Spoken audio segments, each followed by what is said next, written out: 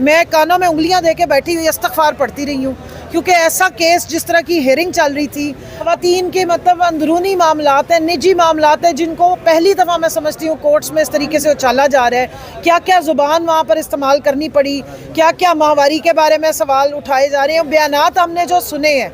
जो खैबर मानिका का रिटन जो उसने बयान दिया है अडियाला में जिस वक्त केस के ट्रायल में, वो सुन के तो बस मैं क्या कह सकती हूँ कि बंदा हैरान हो जाता है कि कोई शराफत नाम की, कोई इज़्ज़त नाम की, या ख़वातीन की कोई जो वक़ार, इज़्ज़त, शर्म नाम की कोई चीज़ इस माशरे में इन्होंने रहने देनी है या नहीं। ख़ास तौर पे मैं लानत भेजती हूँ उस ड्राइवर पे, लतीफ़ पे, जिसका आज यहाँ बयान सुनाया गया है कि किस किस्म की गलाजत वो उगल के गया है, किस किस्म की तोहमत और किस तरह की बकवास लगाई गई है। और मैं हैरान हूँ कि जवान बच्चों का बाप, जिसकी साबका अहलिया उन बच्चों की माँ है, उस पर वो अपने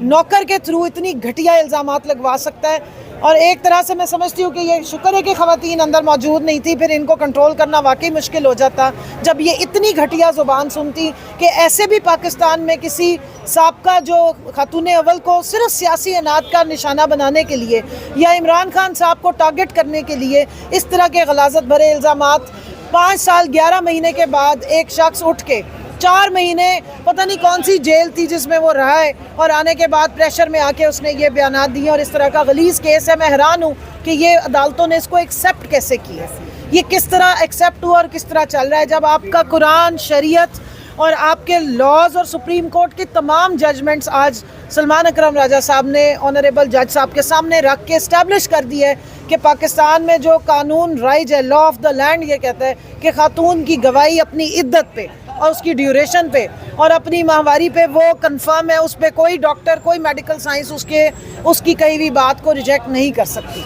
मैडम ये बताइएगा कि जब सलमान अकरम राजा साहब ने ये कहा कि दोनों अफराद जो है लतीफ़ भी और खबर मानिका भी झूठे हैं, झूठे पर मुखालिफ वकील ने एतराज़ उठाया कि शाइस्तगी का दामन जो है वो हाथ से छोड़ा जा रहा है। जी जी, इतनी खूबसूरत जो गुफ्तगू थी,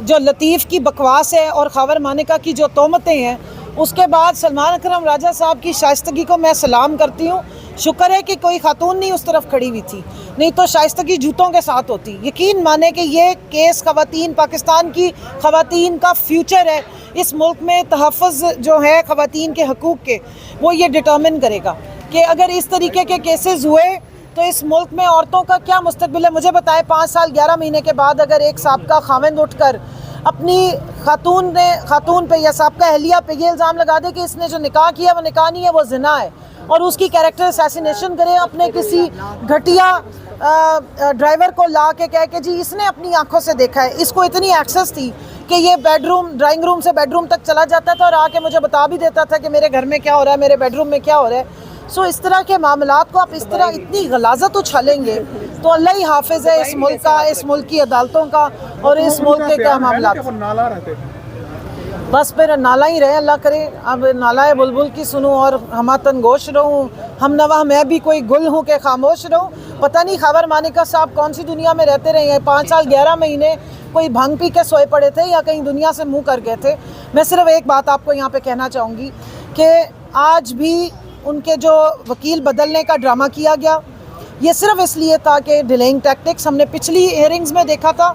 जिस वक्त यहाँ पर अर्जुमन साहब की कोर्ट में इन्होंने पूरी कोशिश की। पाकिस्तान की इन अदालतों की हिस्ट्री में ऐसे नहीं हुआ कि 29 मई को जज साहब ने एक फ़ैसला महफूज करके सुनाने की बजाय हमें खबर मानिका साहब की गालियों भरी गुफ्तगू और बकवास सुनवा दी, और उसके बाद एक लेटर लिख के भेज दिया कोर्ट में, इस्लामाबाद हाई कोर्ट में, कि जनाब मैं ये केस से जो है बरी हो जमा होना चाहता हूँ, ये केस किसी और को दे दिया जाए। कभी इस तरह नहीं हुआ कि जजमेंट सुनाने की बजाय इस किस्म के कोई मामलात और सुना दिए जाएं। तो इसलिए ये डिलेइंग टैक्टिक्स आज भी उनके वकील ने करने की कोशिश की। आज उसने आके ये बहाना बनाया कि जी मेरे पास तो वकालतनामा ही नहीं है। लेकिन एक अच्छी बात यह है कि मजोका साहब का जो रवैया था वो उनका बहुत बेहतर लगा, कॉन्फिडेंस बहाल हुआ हमारा, और उन्होंने 27 तारीख आखिरी डेट डाली है, 27 जून को उन्होंने कहा है, क्योंकि आज जो अपीलें लगी हुई थी ज़मानत पे। और ये मैं आपको बताती चलूँ कि इस्लामाबाद हाई कोर्ट ने पाबंद किया है इस कोर्ट को और इन जज साहब को कि 10 दिन में ज़मानत डिसाइड करनी है, 10 वर्किंग डेज़ में, और 30 दिन के अंदर ओवरऑल ये पूरे का पूरा केस जो है इसकी अपील को आपने डिसाइड करके फ़ैसला देना है। सो उस हिसाब से 13 जुलाई जो है वो लास्ट डेट बनती है और 27 जून उन्होंने डेट दी है कि ज़मानत के हिसाब से हियरिंग होगी। उन्होंने साथ लिखवा दी है कि किसी किस्म के मामलात में एडजर्नमेंट नहीं होगी। 25 तारीख को जो ट्यूसडे आ रहा है अगला हफ्ता, उस दिन ये केस की हियरिंग होगी। 25, 26 और 27 उन्होंने कहा आखिरी में ज़मानत के ऊपर जो है वो अपना डिसीजन दे दूंगा। सो उम्मीद है कि जो नाजायज़ नाहक इस वक्त इमरान खान साहब कैद किए गए हैं अडयाला जेल में, और जिस तरह बुशरा बीबी को गर्मी में रखा गया है, उनको डॉक्टर की एक्सेस नहीं दी जा रही, उनकी तबीयत ख़राब है, और इतने गलीज़ किस्म के केस में उनको ट्रायल किया गया 2 दिन के अंदर अडयाला जेल में। 1 फरवरी को ये केस सुना गया, 2 फरवरी को ये केस सुना गया और 3 की सुबह को जो है वो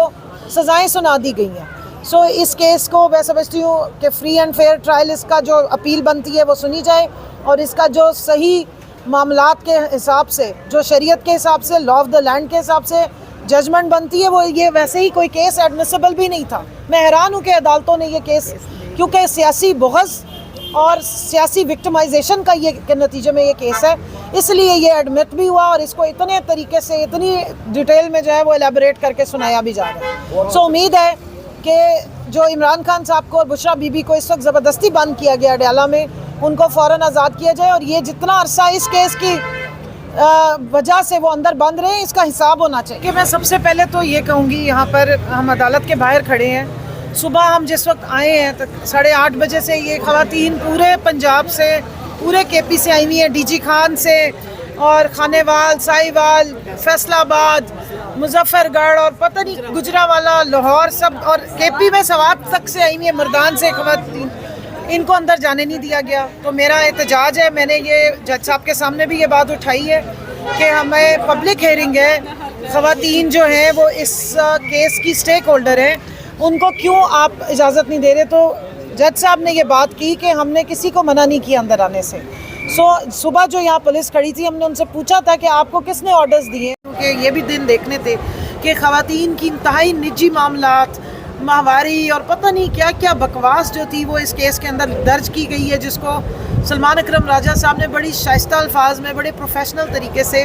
जज साहब के सामने आर्गूमेंट में पेश किया, और गवाहियों के बारे में भी उन्होंने वीडियोस भी चलवाई जिनको एडमिट किया है। खबर मानिका ने अपने पुराने बयान में, जब वो अपनी बेगम को, साबिका अहलिया को कहते थे कि वो उनसे ज़्यादा दुनिया में कोई नेक खातून और नहीं होगी, वो भी उन्होंने चलवाई, और बाद के उनके जो झूठे बयान आते हैं वो भी चलवाए। और ये फैक्ट तो एक तरह से जज साहब ने नोट भी कर लिया, साथ नोट्स भी लिए और इस्टेब्लिश किया है कि ये सारा केस एक झूठ पे और एक प्रेशर पे